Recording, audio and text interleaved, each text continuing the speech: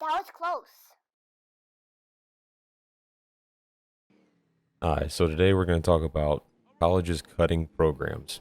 I know it's a sensitive subject for some of the players that are out there, and it's unfortunate, but at the same time, you got to understand that these colleges and universities, they're a business.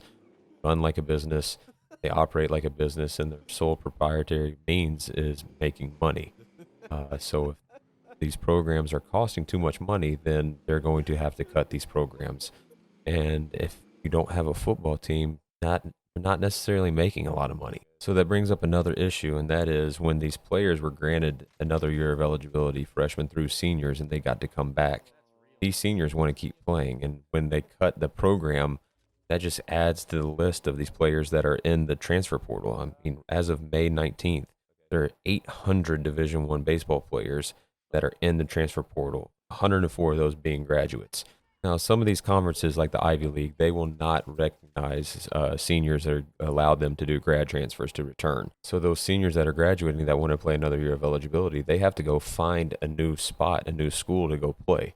And it's up to those schools on whether or not that they will offer aid to those players. They don't have to give them any aid if they don't want to. And this really only helps out the big money schools like the ACCs and the SECs that can afford to pay, have this extra money, that they're making money from their baseball program, that they're bringing in thousands of fans of a home series.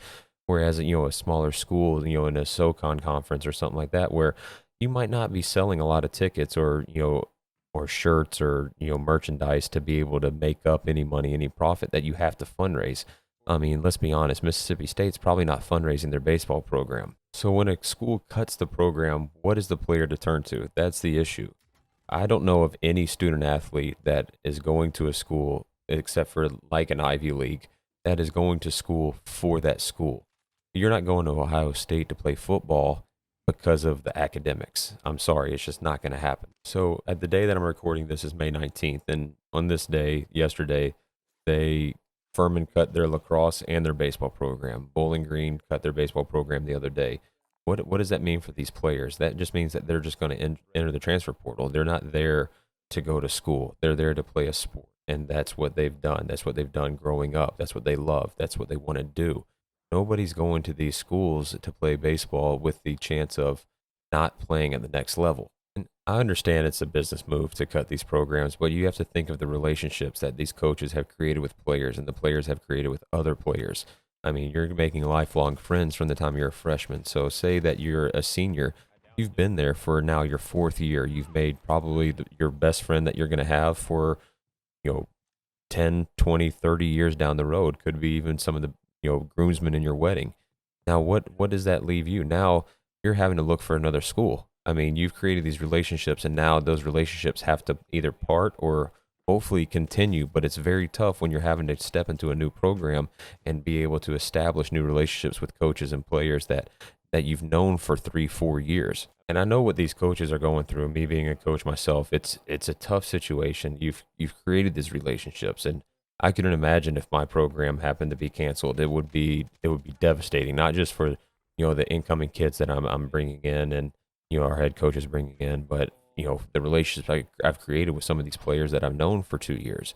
I mean, it'd be crushing to me to know that where are they going to go? What are they going to do? And that's not even including the 2020 guys that are coming in, or even the 2021 guys that are being recruited. I mean, I'm sure like Furman and Bowling Green have 2021 recruits that now it's open. Or what about the 2020s that are coming in? They're 2 months away, 3 months away from being on a campus.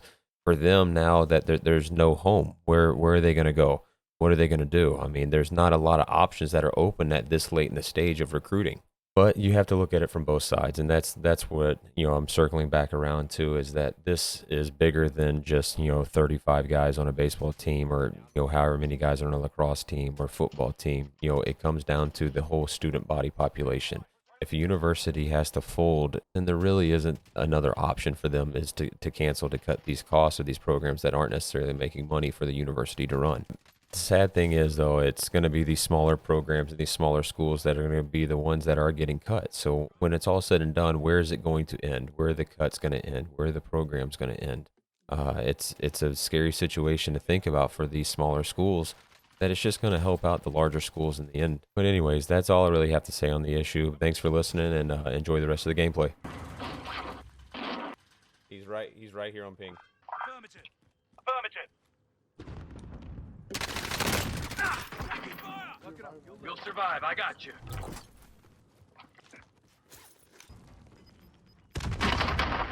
What?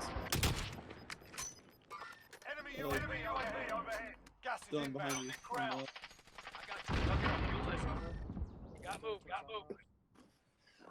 I knocked one. I think he's gonna do balls. I just downed one.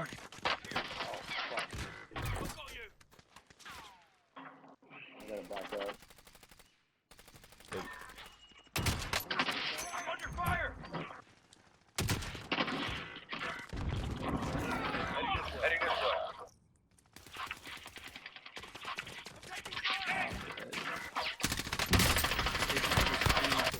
Only 10 alive.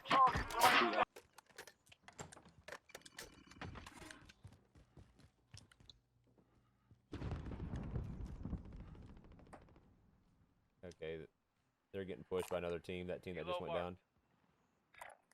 Heading this way. Never mind. Mark the target. Go. Is that underneath? Making a move. I just downed one. Good dude here. Roger.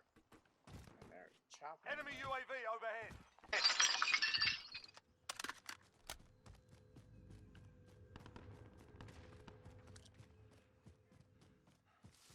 He's reviving. I just downed one. Down another.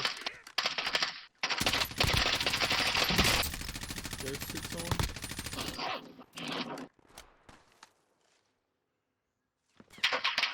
Fuck! Landing explosive.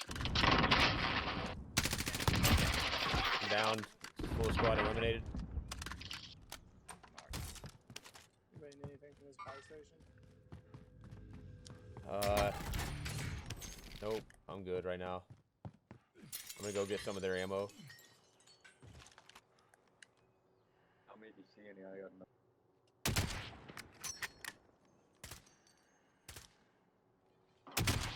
I just downed a guy out of plane. You wanna push him? I mean, we got to. We're in zone. Guy flying. What the fuck is that? Oh yeah, we gotta go there. Oh, I'd say go left side. Moving. What is that above us? I think a leftover precision airstrike. I'm not really. Yeah, it's glitching out. Okay. Okay, should I call him with the UAV? Yeah. There's left and hold. Friendly UAV overhead. This is Falcon 3-0. Good copy. You've got a loadout drop inbound. Where's that at? Or left?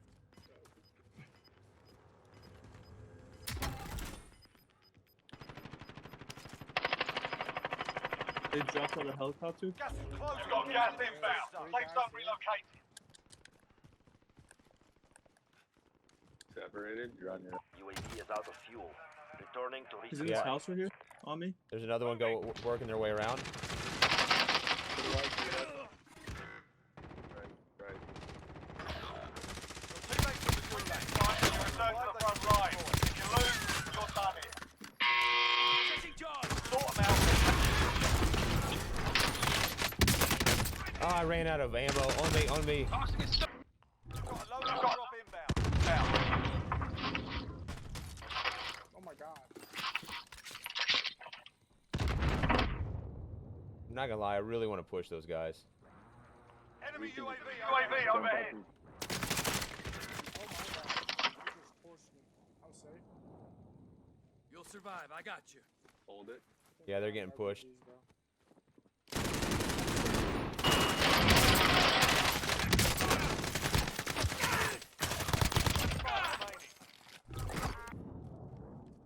You see them? They should be right below you. They're on the statue with them. I just broke shield. Downed one. Down one on the backside. Bend to here if you need equipment. Been on that mark. Okay, there we go. That's all team. Didn't mind that. Underneath. Complete wipe.